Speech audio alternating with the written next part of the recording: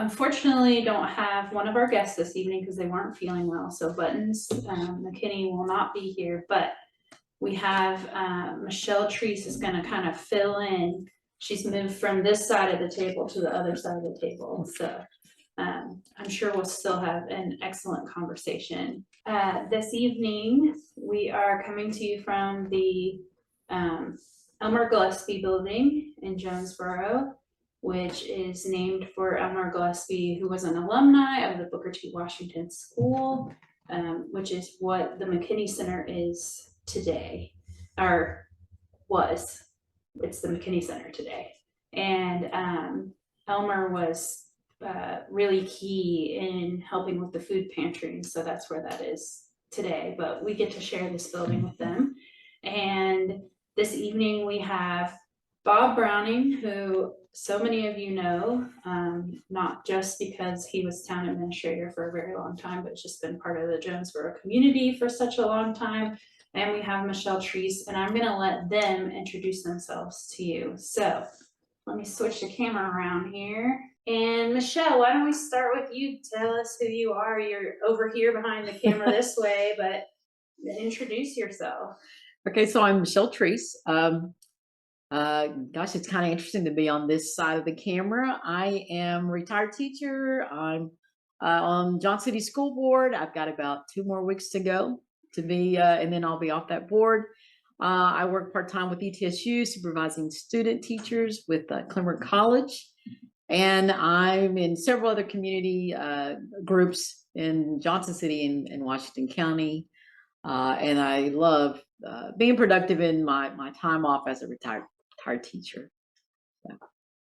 And Bob, what about you? I'm Bob Browning, and I am technically retired as town administrator. I'm definitely not town administrator anymore, but I still work part-time for the town of Jonesborough. I have responsibility for the new Jonesborough School project. I'm the project manager on that, the renovation of the Jackson Theater and the buildings associated with that, as well as the completion of Lincoln Park, which is behind the senior center. So I'm technically only supposed to, as a retired person, only supposed to work 18 hours a week, but I typically come close to doubling that just to keep me off the street.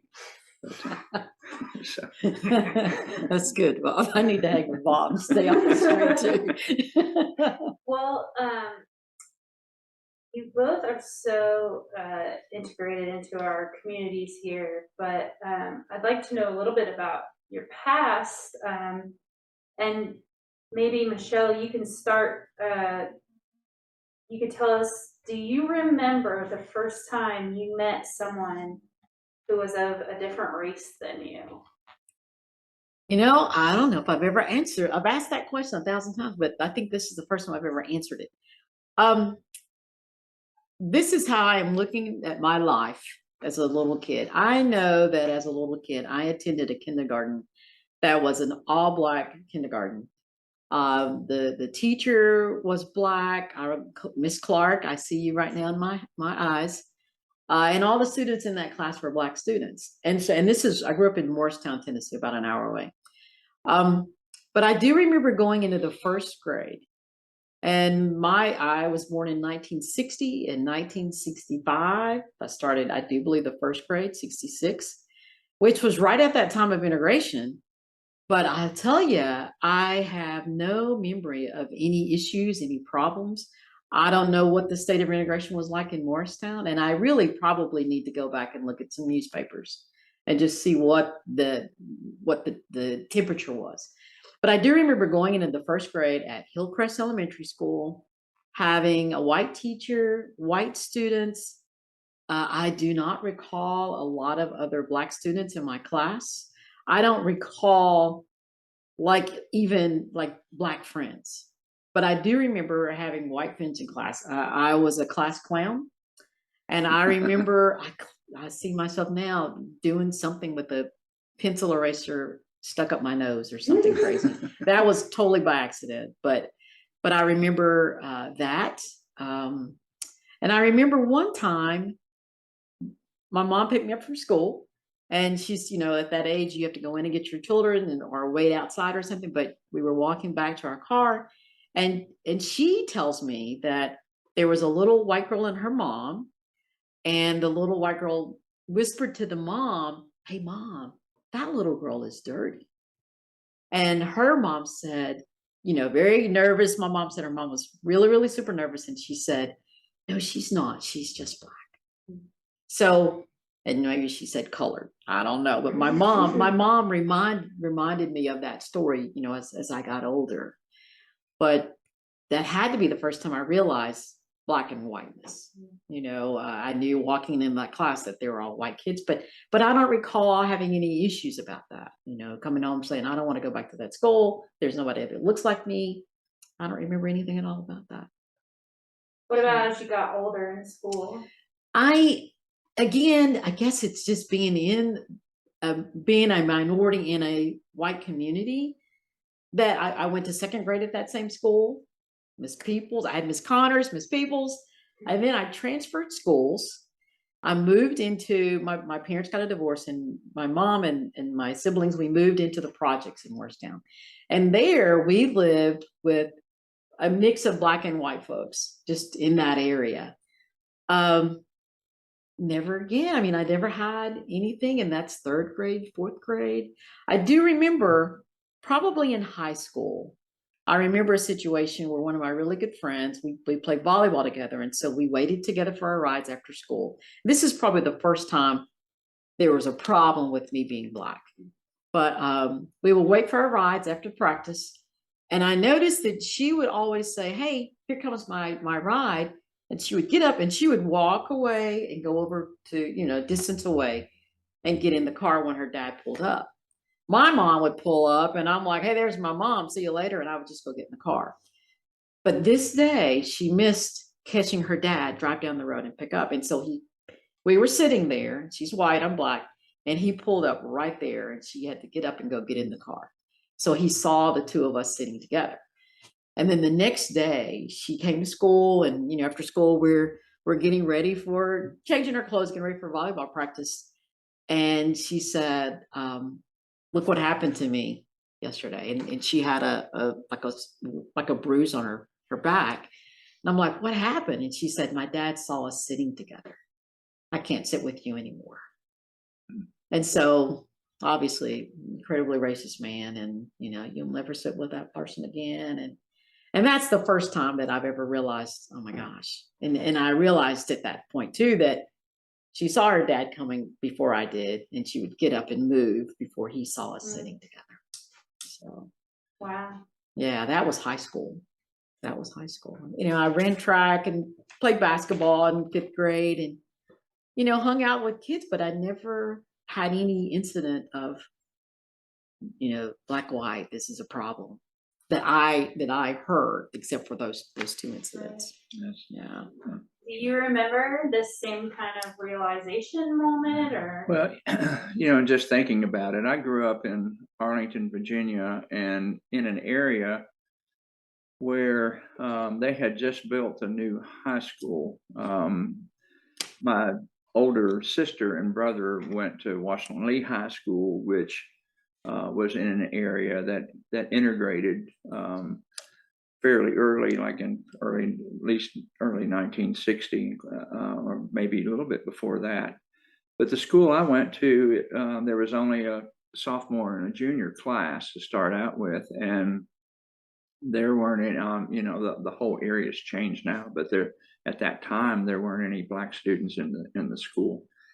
And I don't remember any in the elementary school. I was just in an area that was, all white, and, my friends were all white, and I don't remember anybody living. It wasn't like, I think kids that were in that neighborhood went somewhere else. I don't think there was just anybody living there that I can remember anyway. And I delivered papers in the neighborhood and stuff like that. So it was, after that, when I went to school in Nashville, and when you're in college, it was, it's just never an issue. And I never grew up with any kind of with any friends that, that were, that made racist comments or something like that. It was just kind of a non-issue. And I thought, well, that's kind of strange, that I went that long.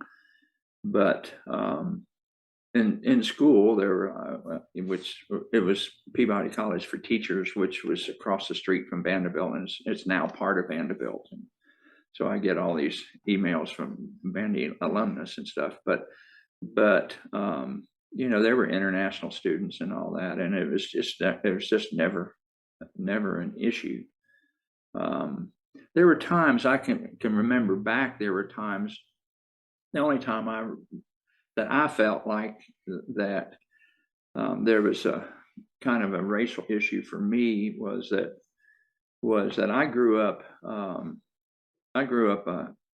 R&B fan. I was a major James Brown fan, and the black groups, that they were, I had every record and Ray Charles and those people, and but when James Brown would come into the Washington area, he would play at the Howard Theater. It wasn't it was like the Apollo in New York, and I always wanted to go. I thought, well, at nighttime, the Howard's not in a really great place, and I don't, you're not supposed to be in there after dark and this kind of thing, and it always bothered me that I didn't have the guts to go, because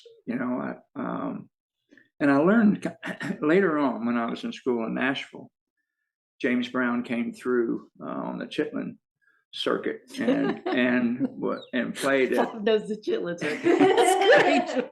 That's great. And he played at the Nashville Fairgrounds, which was a covered area, but it had no air conditioning or anything like that. And I said, I don't care. And it was in mid 60s. This is maybe 65 or 6 or something like that. And I said, I don't care. I'm going to see James Brown. And so I bought myself a ticket and went to the fairgrounds. And I think I counted 3 other white guys in the audience. But I learned a lesson that music in particular is a uniting force, because I had the best time, and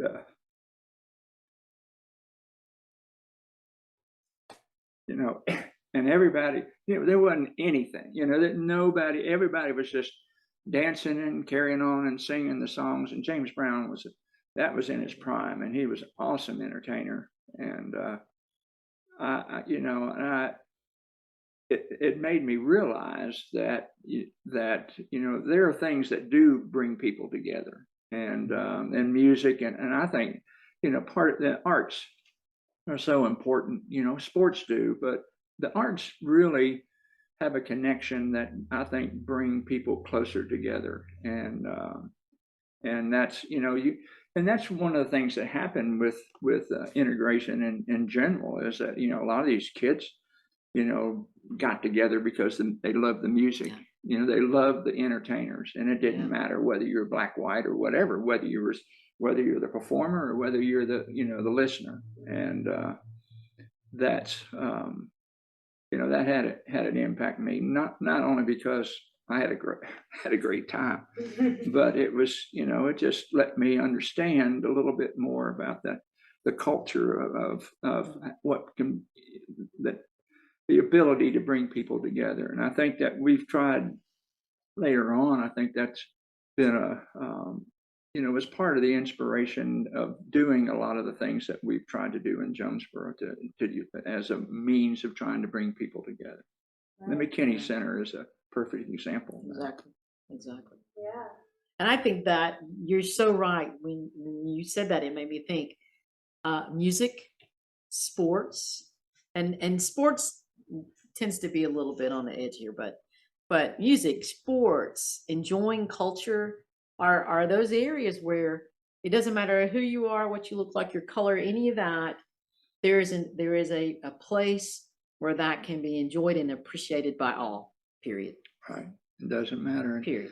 I think, and one of the things since being in Jonesborough that I learned, a lot from Jimmy Neal Smith is that story, the use of story, is also a really important way of bringing people together. Because when in terms of relationship building and community building, when people know each other's story, and what a better way to validate somebody's life, by telling their story.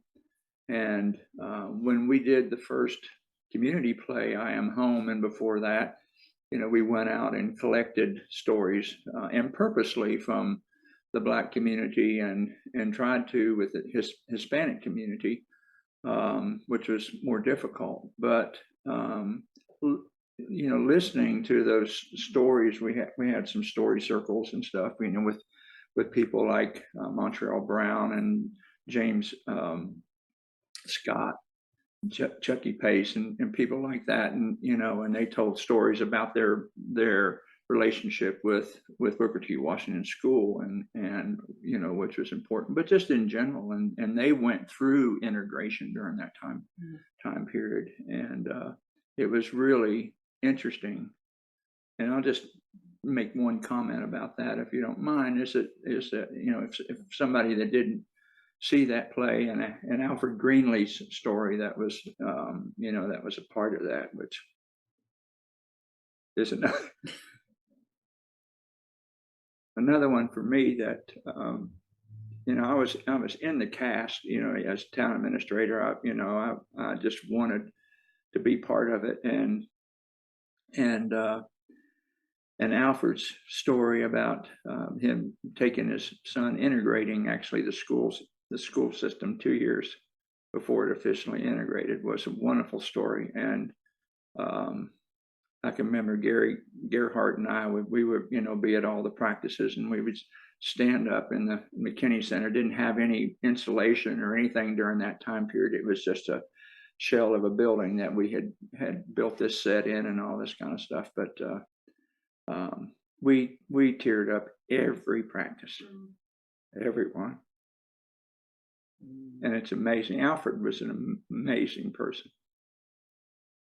I didn't know anything about that story until, I guess it was maybe one of the first times I was involved with McKinney Center, and I can't think of his name. Who does the reenactment? Paul Braxton did that, and I just thought, this is right here in this town. Yeah.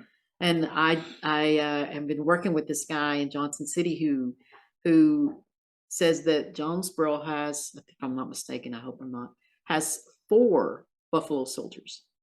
4. I don't know about that. Yeah, he's found the paperwork on that. I know Alfred Ray was one of them, but and I think wherever that, and I hope I'm not mixing these names, but there's a grave there that I think it's Alfred's, and the second soldier is buried right below where he is. And then there are 2 others that I guess at some point we'll figure out where they are, but it's amazing the history that's here in this town.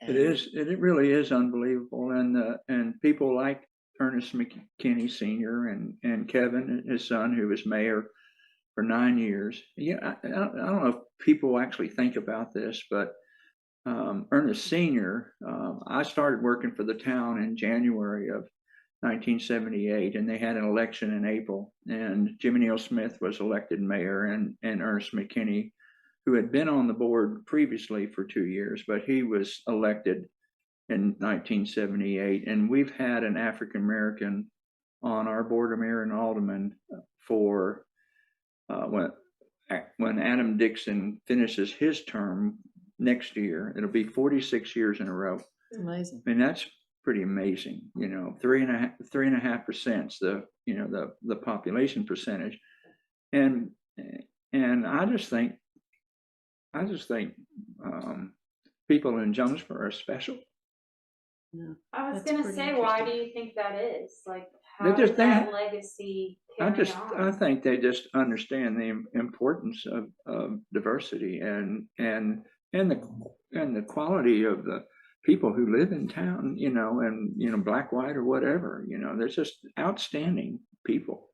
And Adam Dixon is, just wonderful Yeah. person. And Adam was one, I was town administrator and talking about trying to do something with the McKinney Center.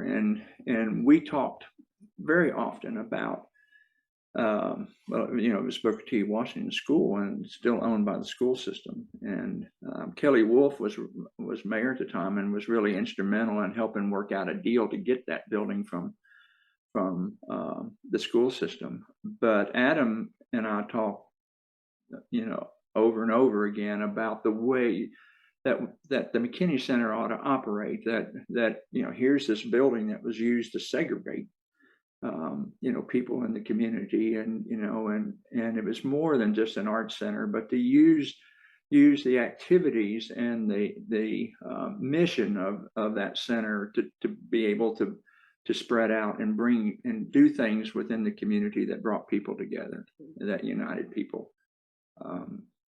And I think, I think we obviously always have work to do, but I'm proud of what the staff has done there. And we were very fortunate after I Am Home was the first run. We ended up with 2 runs that year, and Jules Courier was the script writer working for the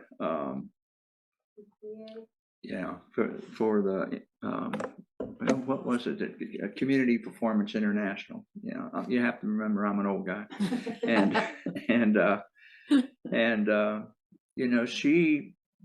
she sort of really connected with us, and we really connected with her. And I'm very fortunate, extremely talented woman, and very fortunate to have her, as part of the Jonesborough staff, and that effort of collecting stories is and using those stories to bring people together. I mean, the cast of that show, I Am Home, was so, it was like an extended family. And it was really interesting after we did the second run of that show, which one was in May and the other one was in late October, and we had to pick the times where the temperature would be okay, because there wasn't any heat or anything in the building, and which was interesting. But that's before we went through and did the renovation on it. But that whole program was the impetus for realizing the importance of what could happen, and the cast didn't want to quit. They didn't want to not keep some kind of connection. And when we talk about Paul Braxton, when I see him, I want to hug him. Yeah. He's a great guy. Yeah. And they just didn't want, we just didn't want to quit. So they ended up having covered dish dinners for, every month for, a good while, and trying to figure out what they could do to stay connected. And Jules came up with the radio show. Yeah. Still happening. Yeah. Which is still happening. So, it's amazing to me. We've learned so much in terms of, of trying to be intentional, trying to figure out ways, and that the kinds of things that we can do that actually, it gets beyond talk. What can you do on a day-to-day basis that help bring people together? How do you get people engaged? And it's always a challenge, and there's always improvements to be made. But over a period of time, it tends to grow, and the participation, the diversity of activities in town tends to grow, and so I think that we have a lot to be proud of in Jonesborough. Well, I was going to ask Michelle a question in response to you saying we've had a person of color on the BMA for almost 46 years. Like, how does that feel to you? Not to lead your answer, but like. Yeah, I'm looking at Johnson City, where I'm from, and we have way more Black folks than you guys. And how in the world do we not have that many Black folks participating in, you know, our elected offices? Like, I don't understand. And I think that's pretty amazing. Like, that needs to be recognized. It really does. Well, and it's, you know, it's the people of Jonesborough. It wouldn't happen if they didn't care. Yeah. Right. And like I said, and it's also the quality of the people, you know, because I mean, there's just, you know, doesn't matter what color you are, you know, if you love the town and, you know, and you want to be part of something good, and, you know, it's I'm just really proud. When I came in town, when my wife and I got married, and you know, I asked Janet, you know, where do you want to live? Because at the time I was in the public administration program at ETSU, and you know, we got married and we could have gone anywhere, and you know, there's some little discussion about Colorado or somewhere like that. And she's from Limestone, and she said, I've always wanted to live in Jonesborough. And I had a farm in Greene County for a while, and we'd come up and eat at the Parsons Table. That was a restaurant that Jimmy Neal ran, and it was absolutely wonderful. Parsons Table, Widow Brown's, is a great place.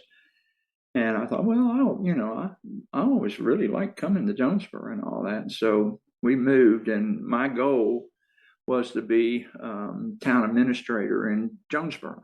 And I had been involved in child advocacy programs, working with emotionally disturbed adolescents. I worked for the Department of Mental Health in Tennessee, and then a child advocacy project over in North Carolina. And I learned in some of that process about how you affect change and the importance of being able to be in a position to affect change on a local level. You know, that I decided that my sort of bailiwick was trying to make things better in the place that I lived, and we wanted to live in Jonesborough. So I was in the city management program, and ended up, it's kind of a funny story. I won't necessarily go into how I ended up working for the town of Jonesborough, but well, I'll say it this way: the person the professor who ran that program knew that I wanted to work in Jonesborough, and he told me that there was that he had heard they were looking to create a town administrator position in Jonesborough, and I went into the old town hall, and you know, they didn't know anything about it, and you know, you need to go talk to the mayor. And I talked to the female mayor at that time, went up to her house, and I'll cut it short, but I talked on her front porch for 2 hours most of the time, which she was talking about her low-life husband. But that's the next episode. That's the next episode. And so, yeah, I ended up, you know, they weren't there. She didn't know really, but they ended up with a community development position that they had just gotten a grant for. And so I ended up applying for that, and I ended up going to the board of mayor and aldermen, and they put me in on a 3-2 vote. And Jimmy Neal was alderman at that time, along with Sam May, and they both voted against me because they were politically opposite of the mayor at that time. And Jimmy Neal's one of my best friends, but but I get him all the time about voting against me. But so anyway, I ended up, they did hire in Jimmy Neal's administration. They did create the position, and they hired somebody who ultimately became city manager of the year in the Tennessee Association when he was working in Morristown. But it just didn't fit in that first time. So they put me in as an interim. And so, but what was funny about the whole thing was that the guy who was running the program at ETSU came back a month after I had already gone through this process and stuff, and said, "Oh, by the way, I made a mistake. It was Mossheim that was looking for for a town administrator, not Jonesborough." So, you know, it's hard for me to believe that the universe wasn't working in my favor. It may not have worked in Jonesborough's favor, but it certainly worked in mine, because, you know, I have loved being here and being a part of hopefully some really good things that have happened. That's great. What's been your experience with Jonesborough? You were, before we started recording, telling us that when you were a student at ETSU, you came to the storytelling festival. Right. I started ETSU in '78, and my roommate in '79 was a English major, and she worked with Flora Joy, and who was part of the storytelling program at ETSU. Right. And they offered up for those students extra credit or something if you go work for the storytelling festival. And so we were roommates, and she's like, "You want to go?" And I'm like, "Yeah." So I just tagged along, and it was amazing. It was just amazing. And that was back when you didn't have to have a swatch or anything. You just come on in, and there was a tent, and you could sit under it or sit beside it, or I don't even know if they had tents. A lot of times it was sitting on bales of hay. And then I loved it. And so every year, that was my sophomore year, and we went until we graduated. Part of it was the class, and then we just would come down just because. And then I graduated, went back to Morristown for about a year, and I came back to Johnson City and started working at ETSU, and continued to show up on that weekend. And then I came religiously. In '91, I started teaching. And, you know, I'm retired now, so I can say this, but when storytelling came around, I would call in sick on that Friday or I would take the day off. But that Friday, Saturday, and Sunday became like, I called it my fall vacation. Yeah. And I would show up every year and just slowly watched it go from just show up, sit down, you know, it was free. You didn't have to pay. Ghost stories I loved were so very scary. I mean, like I would come by myself, and I would get in my car, like I'm looking all around my car. Is there anybody in the back seat? I got to get back home. And then they slowly had to calm them down, because my kids were really afraid. And I'm like, well, it is storytelling, ghost stories. What do you think? But I loved it. I remember when, was it Persimmon's Grocery? Is that the name of the story? No, the store, the general one store downtown. It was Lavender's. Lavenders. Yeah. It's Lavenders. I remember when that closed and they started building the new center, and I rebelled. I was like, "What? No!" And I that might have been that first year. That might have been the year that I said, "Okay, I'm not going, because you can't close that general store." Aww. So then, then it built it. And I remember when they first started charging for ghost stories, I again rebelled. That's awful. I rebel. But I have friends that live on one of those side roads, and I, they're not like the best buds. I didn't visit them all the time, but I knew them. And I said, "Can I park in your driveway?" And they're like, "Oh yeah, come on." So I would walk down and just get in free, because I'm like, I'm not paying. And then of course I'm like, all right, Michelle, start paying. But I loved it, and wonderful for me. I had the opportunity to be on the storytelling board for 2 terms, which was amazing. I remember Kieran. Kieran has the same name as my son. My son's name is Kieran, and I saw him out, and I'm like, I got to meet this guy, because how many people have that name? And then later on, he saw me somewhere, and he's like, "Hey, I'd like to, talk to you about maybe being on our board."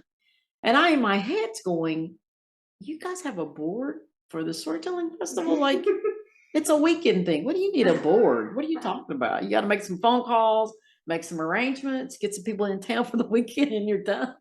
And he took me into that building, and I was shocked at all the things that ISC is involved in worldwide. It's pretty amazing, really. I don't Karen's think done a good job. He's done a really great job. Yeah. I don't think the world. I don't think Jonesborough and Johnson City, Washington County know how incredibly extreme ISC is when it comes to reaching out to the world. Yeah, to the world. The reputation is pretty unbelievable. And Jimmy, they have a section of all the donated films and stuff like that, because they started collecting, doing filming the festival very early and then so they have a section in the Library of Congress that's just of storytelling related materials that have come directly from Jonesborough.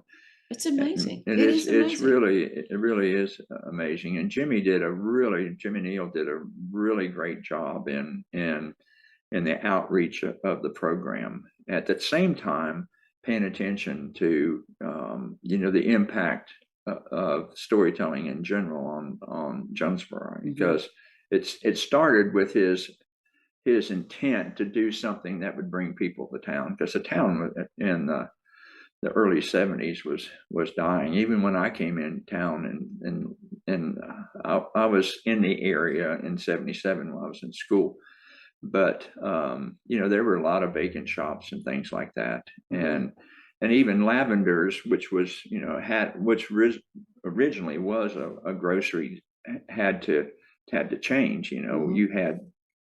You had grocery stores. There were, even though they weren't Food City chains, like a Food City or Ingles, but had Yancey's Grocery, which is in a big box kind of setting and things like that. And people shopped other places. And so David had to shift towards a more tourism economy. And, that was a struggle for a lot of the shops. And I can remember going downtown with Jimmy. We would, look, we'd go, sort of walk the streets in the afternoon or something like that, and you might see 5 cars downtown, or on the weekend, 7 or 8 cars that, might be downtown and stuff. And so, we started doing programs that there was a lot of the programs that we do now, like Halloween Haunts and Happenings, which is happening very soon. We started that in 1979. Kitty Frazier was the first full-time recreation director. Actually, I was supposed to be charged. I went from the community development program to doing an art center kind of thing, and we did. We had a recreation. We started a recreation program, but we didn't have the staff, and so Kitty was the first person that we hired. She had just graduated from ETSU, and we got her on a CETA grant and paid her $7,500, I think. But and she's been the director of Kingsport. She left us and went to Kingsport and has been there for over 30 years. Is a great person and a great director. But we started the Halloween Haunts and Happenings, the Easter Extravaganza, Christmas in Old Jonesborough, and things like that, back then. And our philosophy about it was, we're going to do programming that is going to be supported by people in the local community. We're going to do it for the local community, but we need to do it with enough flair that it would be interesting for somebody to come in town and participate in. And the other thing is that we worked with Music on the Square and programs like that. We looked at that as a way, because was a really good program going back to music, because you had, it didn't matter what your income level was or something. It was free. Right. You just came. If you want to give a donation, you can. And but we did mariachi nights and other things like that with the intent of trying to do something, that brought in the whole community, that that would attract the minority aspect of it. And that's an ongoing thing that you have to, as far as I'm concerned, you have to be intentional. You have to do the kinds of things that bring people together. And it's really harder as things go along, because it's social media, and you have iPhones and iPads, and what you want is to have people having these kind of conversations, that it's human to human. And that's how you get to know people. That's how you develop friendships and understanding and things like that. And so we did a lot of this, we started a lot of this stuff just to bring people together, to be able to talk to each other and have a good time together and things like that. And, if you look at, before COVID hit, if you looked at the list of things Jonesborough was doing, it was, pretty, obviously, Sky, you've been part of that. We worked people to death doing these great activities. We have such a wonderful staff and in town, and do you think a lot of folks in Washington County and Jonesborough participate in these things as much as, say, outside folks that come in? On the normal basis, yes, and on things like storytelling, you have so many people that volunteer. It's one of those things where the storytelling's always been one of the best weekends financially for shop owners and stuff like that. So you have a lot of people paying attention to what it takes to have 10 to 12,000 people in town. Yeah. And just the logistics of that. So there's a lot of locals that are engaged in it, and but obviously I would say, the majority of the people in storytelling have come from someplace else. And and I want to make another comment about that when you talk about, your reaction to storytelling. When 9/11 hit, we just thought, that was, going in September, and they didn't start flying until a couple of weeks after that, and we thought we were going to be annihilated with the storytelling festival. It was, the 2nd of October, something like that.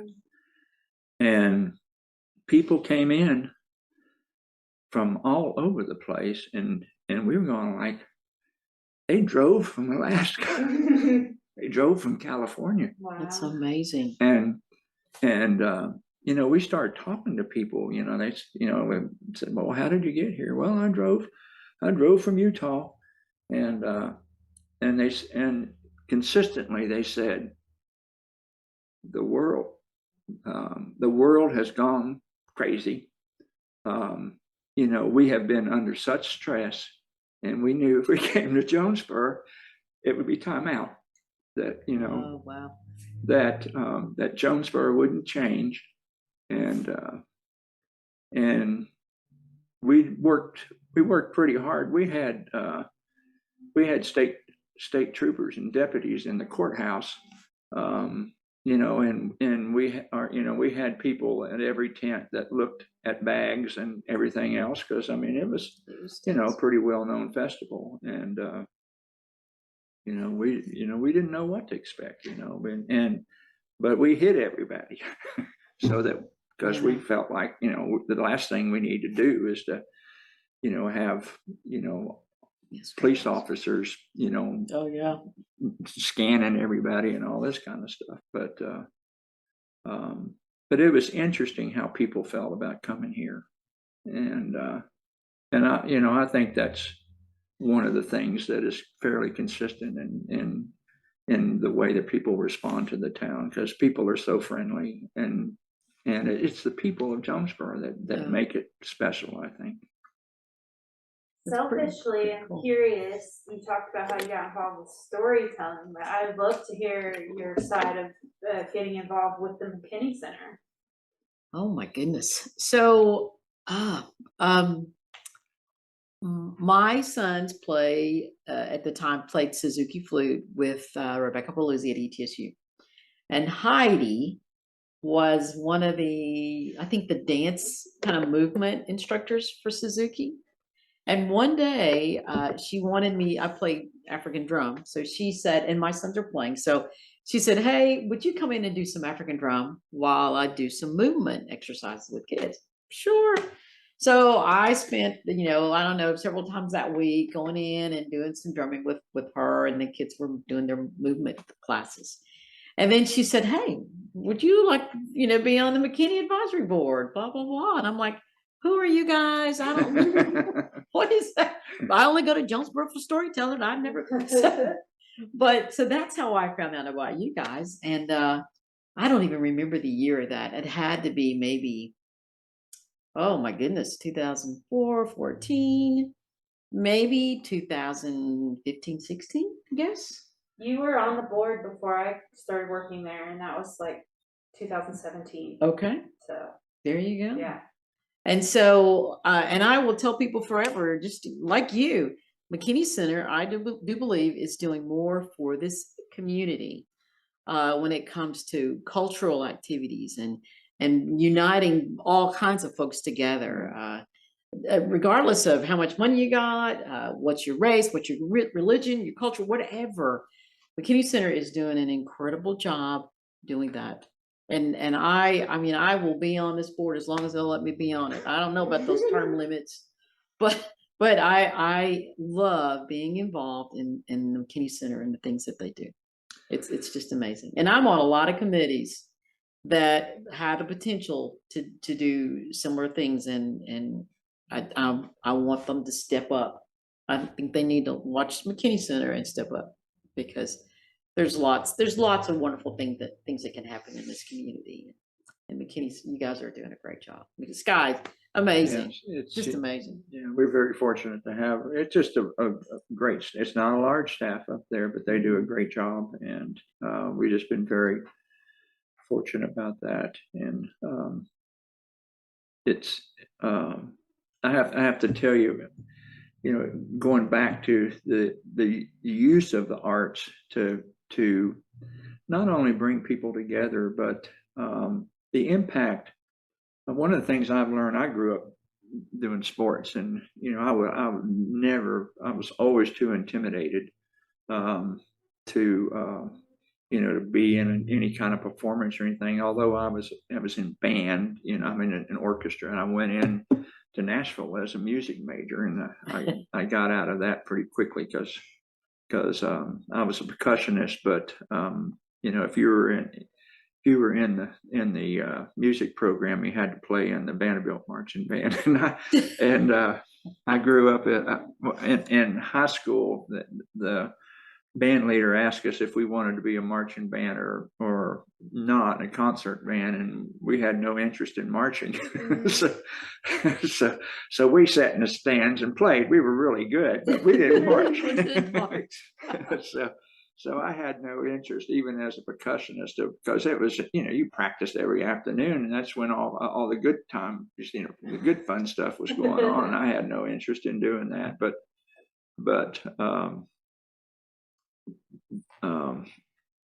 I have to think about where I went on this story. Like I said, music uniting. Oh yeah, so anyway, in the repertory theater. I always wanted to be a backup singer. That was the other thing, and I wanted to be a white backup singer in a black group. This is great. And so the JRT was doing Smokey Joe's Cafe, which the original cast for that was just 4 black guys and 4 black women. But at the JRT, it was a mixed cast, and I just said, it was stuff. It was the Coasters, and a lot of the songs in there were just songs that I grew up in and sang all the time. So Little Egypt and Poison Ivy and all that stuff with the Coasters. And so I'm okay. I'm going to join this, and I got hooked on singing and that kind of stuff. But I learned in that process, especially we started a kids program, which is going great now, and it's really a strong program. Anybody that wants to have their kid be in performance and all that, the JRT program is awesome. But you could see kids change. Being in especially musical theater and stuff like that, and kids that were involved in that, you can see them change. And I Am Home, you could see kids change. And Donna Gillespie, her, On heel. yeah, Ron Keel, he turned 21 yesterday. yeah, you know, he was a kid in there and just blossomed, and he's done a number of different things. You know, he's Roan Scholar and this kind of stuff. Just, you know, an awesome kid, and he may have been anyway, but I'll tell you, you could see the confidence that he's built. And Stephanie Murray's kid, AJ, and he was 5 years old, and you know, he was kind of, you know, he was participating, and he'd sing and all this kind of stuff. But by the time we did some of the last shows, he was belting it out, and they ended up, I think, Jules, they ended up letting him sing solos, and, you know, a solo of this song, and he belted it out. And during intermission time, he would go into the stands and ask people if they wanted him to sign their program. That's so wonderful. Great. I mean, it was, you know, you could just see the change and the ability, you know, the self-confidence and stuff like that. And that kind of performance brings people together. You're like an extended family. And even adults, I've been in shows where it's over and people cry, you know, because it's over, you know, and it's like this, you have to work so hard and have to work so hard together, and it just brings people in. And we knew that I Am Home, that doing that community play was going to be impactful in Jonesborough, and Jules had indicated that we were one of the first communities that wanted to do that play as community building and relationship building. Normally they would go in and talk about it being an economic driver, you know, but their goals were to bring people together with the community, you know, Jules and Richard Gear and the people who ran that program, and they had their own goals in terms of what they wanted to achieve, but we wanted to achieve the same thing. And I think that's one of the reasons that hopefully that Jules got connected to us, is because we were looking to try to do the same thing, but it had a much bigger impact than I could have imagined. It was wonderful. And we're still doing a community play every year. And I don't think people understand how wonderful that is, and how the stories that are collected on a local level, you know, just how wonderful the stories are, how wonderful the people are. And you know, it you know, it has good audiences. It deserves, you know, more, but it's another thing that we try to do to, you know, to bring people together and use the McKinney Center and the staff as a way to you know. And I would say Michelle has helped us develop this program, Conversations That Matter, and that's our purpose as well. It's to hear each other's stories, because of that same theory behind, like, once you hear someone else's story telling you to your face, this is me, this is what's happened to me, it personalizes it. It's a powerful thing. I think when we started that was our key. Started the Conversations That Matter because, you know, it was that crazy summer of 2020, and the death of George Floyd, and I think people were had the opportunity to see for yourself what was going on. And then there were folks who were like, well, you know, we don't have that here. We don't have that kind of stuff. And so, you know, it is here. It is here. Maybe not be at that extreme, but it's enough to give you those feels. And I agree. I think having the opportunity to not only share your story, but to be able to respond back and share and find that common ground. Like I'm just sitting, honestly, this is the first time Bob and I have actually formally met. We've seen each other. Yeah. When you said the Chitlin Circuit, ask the people out there, raise their hand if they know about the Chitlin Circuit. Watch this, Bob. Because I'm like, Bob knows the Chitlin Circuit. I have to admit that I've heard that, but I don't know what it means. Okay, so and I bet you, Bob, I'm just guessing and get me teary here. Wayne Winkler, ETSU, has a show Friday night or Saturday night called So something, Soul Kitchen. Yeah. Do you listen to that? some, you know, I know. yeah, I know that he does it, and Wayne Winkler's, you know, been a, you know, he's instrumental in having the radio show and Storytown show. You know, he was instrumental in that. He's a great guy. Amazing show. You have yeah. to start listening to it. It is the Chitlin Yeah. Circuit. Yeah. And he plays the same kind of songs that you grew up listening to. I listened to as a kid, my mom, on vinyl. I can see the stereo sitting over there now, that big box, and they open it up. And you know, it's all there. But we have so many things in common from listening to that same kind of music. You played in the band, I played in the band. You're a drummer, I'm a drummer. I did sports, you did sports. I mean, there's things that I would never have known that. Never ever imagined. You know, and it's just getting people to talk to each other, and you know, when you see what's going on outside and, you know, nationally and all that, it makes it harder because you have this effort that, you know, a concerted effort to tear people apart. Yes. You know, to have to form sides and stuff like that, you know. And so it's, you know, I've always felt like, you know, okay, you know, I may not be able to, you know, I have a vote, which is really important, but, you know, sometimes that vote doesn't change anything, you know, but at the same time, you know, what can you do on the local level? What do you do, you know, to try to bring people together? Right. And I think you have to be intentional. You have to work at it, and you have to have, and it's something that if you continue to do over a period of time, that you can affect positive change, and you can have people who have trust in local government for one thing, that feel that you know, that where people feel like, you know, they're working for me, and that people care. Right. You know, because, you know, it's not about caring about one group or another group. It's just caring, you know, about everybody. It's a lot harder, I think, to make inroads in the Hispanic community, and for obvious reasons. I mean,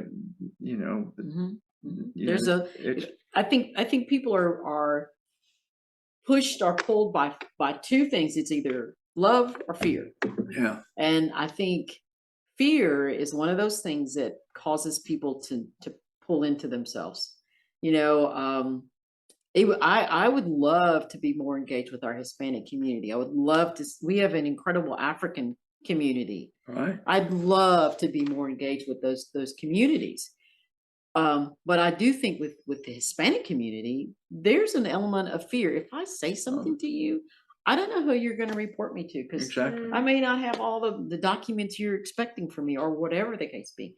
And it's sad that that's a fear factor that is controlling a lot of. Yeah, there's no question about that. And there's a little story about, because I Am Home came from, that name of the show came from the vignette that Jules had a little story circle with a Hispanic group, and Alma, I can't remember what her last name was, but she made the comment to Jules that if I remember this correctly, and Jules will slap me if I'm wrong, but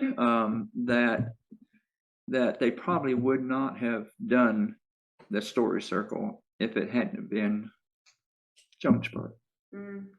And the reason is the story of the I Am Home story was that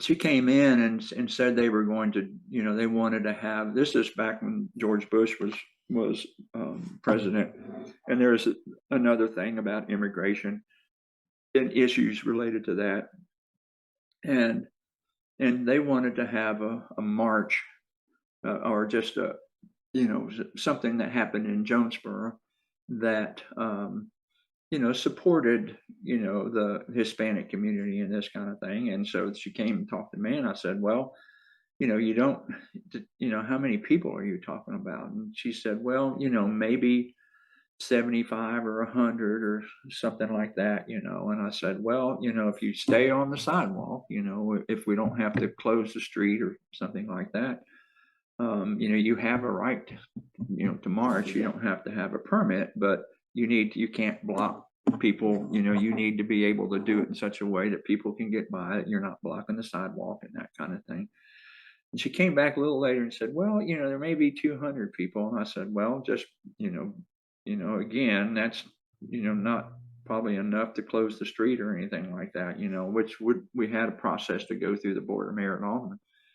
Well, the day of the march, I was in my office downstairs at town hall, and I heard this noise going on outside, and I opened the blinds and looked out the window, and Boone Street in front of town hall was full of all these people, and the line, and I looked this way and looked that way, and there's this line. There must have been 2,000 people. And so we hustled the police department down to get to try to get in front of them, and to make it safe for them to get through town and this kind of thing. And when they were going through downtown, part of the story is that people were cheering for them, and there were a couple women who yelled, "Tomato pickers go home," and this kind of stuff. And Alma, said to herself, and she looked at the people who were just on the sidewalk. There wasn't any advertisement for anything. There just happened to be, and then people were cheering for them as they went by. And she said, "I am home. This is my home." And that story was pretty powerful to me, in terms. And she said, it was because of that kind of thing, the response of people in Jonesborough, that they were willing to talk about it and talk about some of their experiences and stuff like that. And so, but it is, there has to be ways in which we can do a better job of connecting and developing the trust and all that, because they're, people are just wonderful in general. Right. Johnson City in at Langston, I think it was last month, there was a Hispanic culture event, and I go and I try to support stuff, and I walk into the grand room at Langston, and there were so many amazing, beautiful Hispanic folks. Like, I just stopped and I'm like, oh my gosh, food, music, dance, it was amazing. Yeah. It was amazing. We used music. I think I mentioned this mariachi night, but we also community. I don't know if you were there around here for then, but it was downtown, and we worked with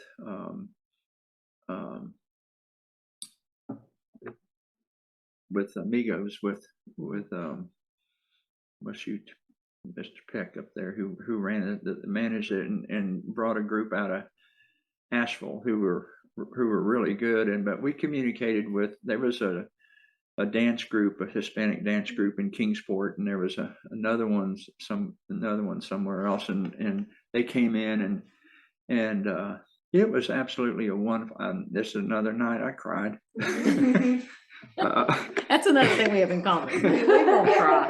I was just standing out there, and the girls in that dance group, they had on these wonderful Mexican, beautiful outfits, and they would go out and grab people in the audience and dance, and people were having the best time. And I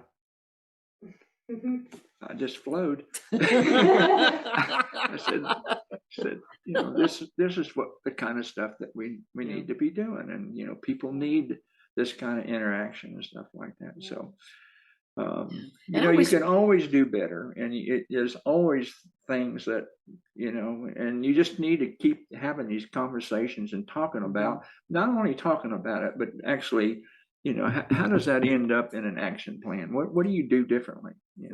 What do we do to increase the minority employment in town and things like that? Right. How do you make that happen? Yeah. I know a lot of the festivals, like Umoja, this Hispanic festival that was at Langston. I walk into these spaces and I always wonder, like Umoja is a great African American festival, and I always think, but this festival is not like a Black people only festival. Right. Like everybody Yeah. else, you please come down Yeah, because we want to share our culture with you. Mhm. that's the way it needs to It be. should, but I think there's an element of some folks are like scared to go. I don't know anybody there. I mean, I don't know. I don't know what that is, but I wish that, I would love to see a mix of everybody attending these cultural festivals. Yeah. Right. Well, I hate to stop y'all, but it is 8:07. Oh my gosh. So I wanted to ask, just to conclude, can you think of maybe a question you would ask each other? Like, do you have something you would like to ask one another before we leave? I thought of a question coming down. If you had to, and you've probably answered this throughout, if you had to describe Jonesboro to someone from, I don't know, Iceland. There you go. How would you describe Jonesboro to them? I do have a consistent response to that. That's I good. just tell them it's the capital of the world. Oh, Oh, wow. that's sweet. That is sweet. That's pretty good. Yeah, we can leave it at that. I think we have to. That was sweet. I think we have to leave it at that. Yeah. Did Michelle, I don't have a call to action in mind. Do you know of anything that's coming up? Oh my goodness. I know, sorry to put you on the spot. No, you're fine. Halloween for sure. Well, yeah. I can't think of anything right off the top of my head. NAACP has their fundraiser banquet coming up November. I do believe it's the 18th. I And think you that's can a come Friday. see the play Nancy. The guest performer is going to be I cannot think of her name. Peabody. That'll work. Yes. Yeah. And we'll be doing Nancy. You can see me for tickets. Tickets are a $45 donation. And it is going to be held at Muncie Memorial United Methodist Church.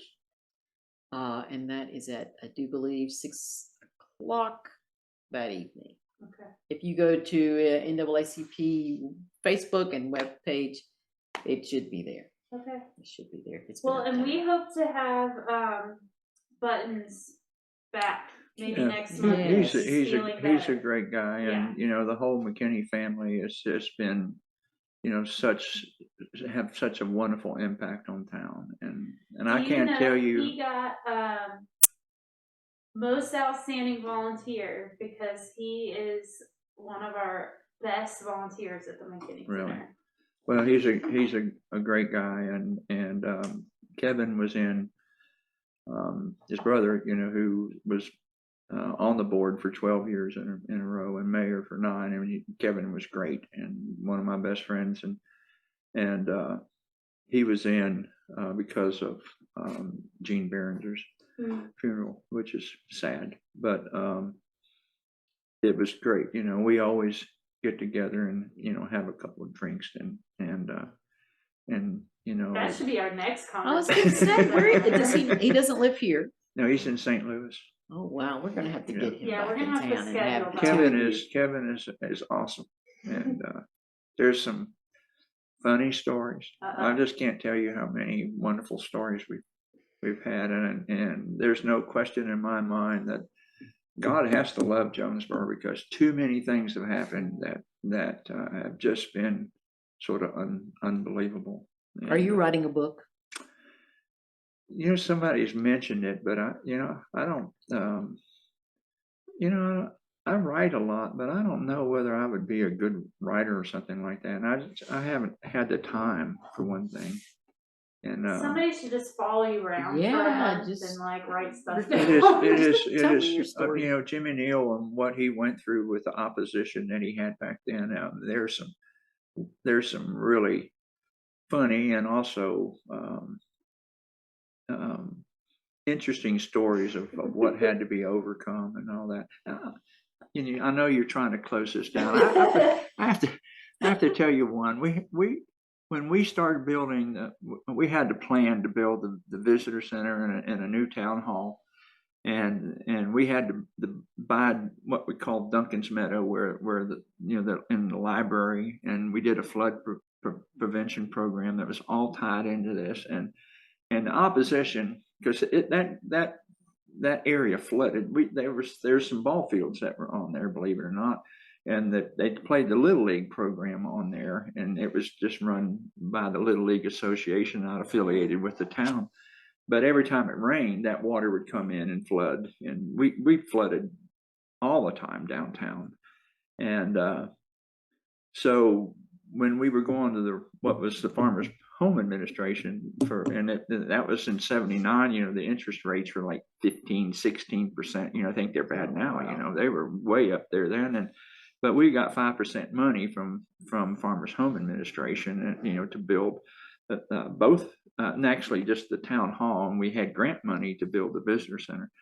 But the opposition put out all these, this is crazy. We can't afford to do this. The buildings are going to sink. It's a floodway and all this kind of stuff.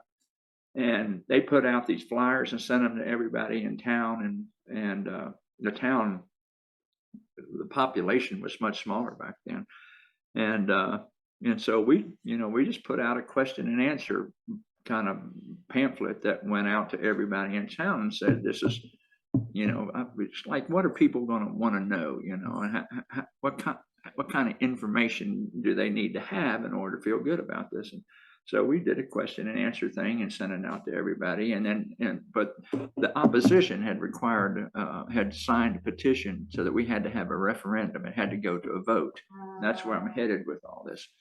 And so, we didn't know how that was going to come out, because they sent out all kinds of different stuff saying it was crazy, and there was fiscally irresponsible, and that everything was going to sink, and the visitor center site at that time was just piles of rubble that had hogweed about 14 foot, and so it wasn't like, you had a great spot to look at and say, oh, this is going to be cool. But when that vote came in, we won by 75% of the vote. Wow. People of Jonesborough. Yeah. It's Amazing. It is. It really is. It really is. Now I know on that. People of Jonesborough. Capital of the world. Yeah. Well, Bob, we'll have to have you back, of course. Yes. I like hearing these stories. I don't know, I know so many general things about the history of Jonesborough, but you've lived a lot of it that I would like to hear more about. So, Yeah. and Michelle, thanks for filling in real last minute on the other side tonight. You got it. And get those tickets for the NAACP so you can see some of the performance of Nancy, written by our own Heritage Alliance playwright and Mason. And this will be on YouTube and in a podcast, so share it around. And thank you for joining us tonight. We'll see you next time. Next time I see you downtown, I'm hugging you. You got it. You got it. This has been great. This has been great.